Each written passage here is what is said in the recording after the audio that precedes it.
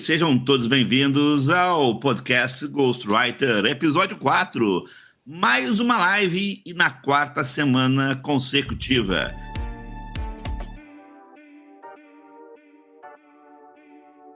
Bom, pessoal, a gente vai continuar hoje o episódio anterior de autopublicação. Vamos contar agora também com a experiência do Gilson sobre o assunto e vamos aprofundar, obviamente, naquilo que nós não conseguimos fazer no episódio passado. E hoje, graças à tecnologia e à evolução da internet, a autopublicação tornou-se uma coisa muito mais acessível, não só porque a popularização da impressão por demanda propicia que isso seja feito de uma forma mais econômica, como as próprias edições são mais profissionais e existem hoje muitos recursos que permitem que o próprio autor possa, se ele tiver naturalmente talento para isso, a devida vocação, fazer sua capa, fazer sua diagramação. Então ele não depende necessariamente mais de profissionais externos e de impressões mínimas, que antigamente eram de 1000 exemplares, para tornar viável uma primeira impressão. Não depende mais de nada disso. Hoje ele, sozinho, com o auxílio dessas plataformas, ele pode publicar um livro praticamente sem custo. Isso é uma revolução muito grande e eu tenho absoluta convicção de que muitos bons escritores que não têm tradicionalmente acesso aos canais tradicionais de publicação vão despontar a partir dessa nova metodologia. Semana passada, a gente já falou sobre autopublicação. Mata fez agora a introdução de novo aqui do assunto.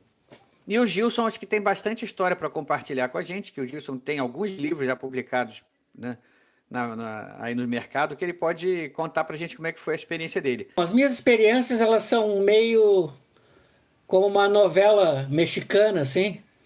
Eu até nem queria entrar tanto nessa parte, porque de desgraça já basta a gente olhar pela janela, né? A gente não precisa ver isso num momento recreativo, que eu acredito que seja o interesse da maior parte do pessoal que escuta podcast. Mas eu entrei para essa de publicação independente devido às minhas experiências não muito legais com editoras. Eu publiquei alguma coisa por editora, em contos, em antologias e tal, etc. Eu comecei a escrever os meus primeiros contos em 1987. E o primeiro conto que eu publiquei foi numa antologia da editora da URGS.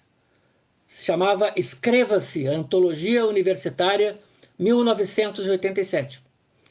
Só que a partir daí veio a vida acadêmica, o tempo para escrever ficção acabou se tornando escasso.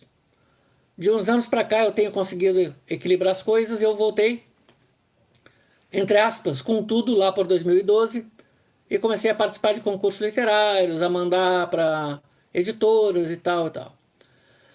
Daí eu tinha alguns arremedos de histórias, esboços, né? E uma dessas histórias em particular, ela nasceu de uma piada interna de um grupo de amigos nerds, né? Que a gente almoçava todo sábado. E eu pensei, puxa, eu acho que eu posso expandir isso aí e transformar numa história. E foi assim que nasceu, mas foi quase desse jeito que nasceu Onde Kombi Alguma Jamais Esteve, que é esse livrinho aqui, que é o ganhador do Prêmio Argus 2020. Vocês estão sabendo desse 3 Atlas, não? É o asteroide. Que não sabe se é um asteroide ou se é um cometa ou se é uma nave, né? Uma nave. A possibilidade de ser uma nave não está descartada, mas é extremamente remota. Sabe por que não é uma nave? Eu vou te explicar. Qual é o extraterrestre em sã consciência que vai querer chegar aqui? Eles não são loucos. São uma civilização que construiu uma nave para cruzar o espaço é uma civilização mais evoluída. Eles não vão querer ter contato com a gente aqui, entendeu? Tem uma outra possibilidade. Eles foram condenados no planeta de origem deles e foram mandados para um desterro aqui na Terra. É uma nave de exilados, pode ser. Aí é mais factível. Estão com o problema dos 3 sóis lá, né? Não tem jeito para resolver, né? Estão vindo para o mundo inferior. Ó, vocês foram o tribunal lá do planeta, decretou, ó, vocês estão condenados, vocês serão deportados para o planeta Terra. Aí eles, não, pelo amor de Deus. Mas daí na hora já foram enfiados na nave e ela está nesse momento vindo para cá. Entendeu? O Gilson, acho que surgiu no meio de um fandom de ficção científica. Ele começou a ter ali suas primeiras experiências de escrita ali e os seus primeiros leitores ali também. E o fandom de ficção científica no Brasil é pequeno. Não é um grupo numeroso, é um grupo que está ali mais ou menos sempre as mesmas pessoas ali militando ali, comentando as coisas. Óbvio, deve ter, imagino, né, eu não tenho como fazer essa estatística, mas eu imagino que tem uma maioria calada e uma minoria que está sempre comentando para usar um termo que o Justo falou, são os gatekeepers, são eles que vão dar notoriedade às obras que estão surgindo nesse meio, que estão saindo desse meio ali. Eu já passei por essa experiência também, não como escritor, mas também simplesmente como membro do clube lá, e aí o que aconteceu é que eu, por exemplo, fui expulso do clube porque eu mandei um cara ler um livro, né? O rapaz apareceu no site do grupo, no Facebook, perguntando se ele deveria ler ele perguntou se deveria ler a revolta de... Coisa grosseira. O rapaz fez um post perguntando se ele deveria ler o livro A Revolta de Atlas, porque estava numa promoção e ele estava muito barato. E eu falei, claro, leia o livro, vai lá, forme a sua opinião. E aí pronto, eu fui xingado de ista de todos os jeitos possíveis e imaginários, porque eu estava recomendando o livro de uma autora que ela merecia morrer. Ela não merecia... Mas como é que a pessoa vai falar mal do livro se ela não leu? Mas é por aí a minha... Só dizer, é ruim. A minha resposta foi o seguinte... Não é o que todos fazem?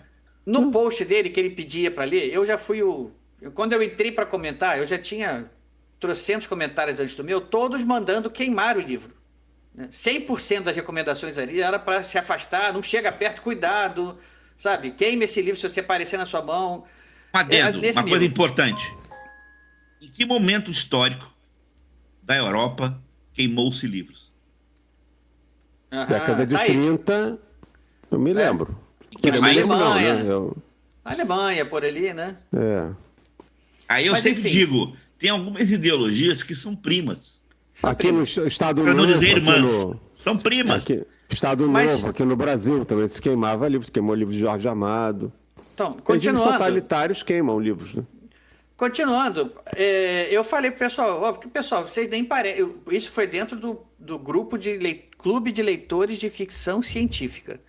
E eu falei no post o seguinte, olha, muito me espanta que um clube de leitores esteja mandando queimar os livros, esteja mandando não ler de jeito algum o livro. Faça o seguinte, compre o livro, leia, forme sua opinião. Eu, particularmente, já tinha lido o livro e, particularmente, achei o livro meio enfadonho, meio chato, a narrativa meio chata. Tem alguns momentos que foi difícil atravessar, que o livro chega a ser meio panfletário, assim, sabe? E ele é muito longo. É longo, mas, assim, ele é uma obra importante, ele é uma obra que tem uma mensagem que é muito valorizada, né, nos meios conservadores, né? E é uma obra que, assim, você quer ler o Capital de Marx, você quer ler o Mein Kampf de Hitler, você quer ler... Também vai lá, lê. Qual o problema, né? Esse livro não chegaria aos pés desses aí, em termos de defesa de uma ideologia, mas eu diria que também é um livro que defende alguma ideologia.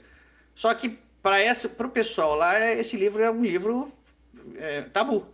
Satânico, aí, quase, né? Exatamente. Por eu ter falado para o rapaz ler o livro, eu fui expulso do grupo. Eu acho que se você pega um livro e você tem curiosidade, leia. Independentemente do que ele seja. Um comentário bastante interessante. Se você está num grupo em que as pessoas desejam a queima de livros, é bom que você seja expulso. Bom, é uma situação complicada mesmo, é gente intolerante. Eu fui expulso não por dizer alguma coisa, mas simplesmente por tentar conversar com uma das criaturas offline, assim. E, inclusive, eu tenho uns prints que, se eu quisesse, eu podia botar um processo legal, botar ordem de restrição. Eu fui ameaçado fisicamente até. Por isso, então, eu tento, na medida do possível, ser civilizado. E aproveitando também que o meu próximo livro vai ser a segunda edição de uma história que já está online, já está na Amazon, que é A Era dos Milagres. SHPC, Super Hero Personal Coaching, que é uma história, uma aventura cômica de super-heróis.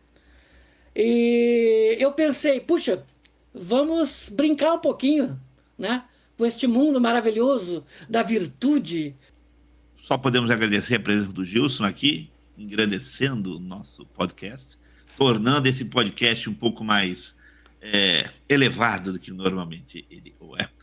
Então, pessoal, até a próxima segunda-feira com o 5º episódio do podcast Ghostwriter.